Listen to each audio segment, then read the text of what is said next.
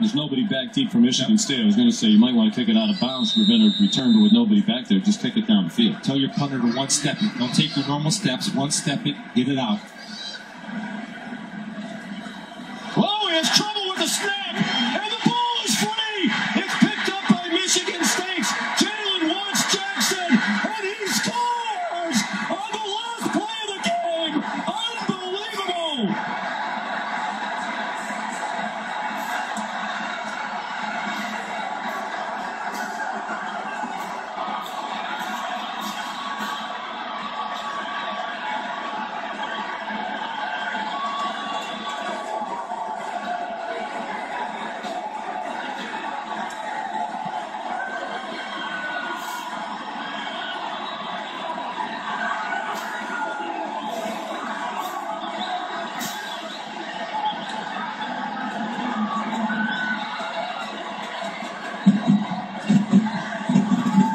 Michigan State is still the big boy on the block in the state of Michigan.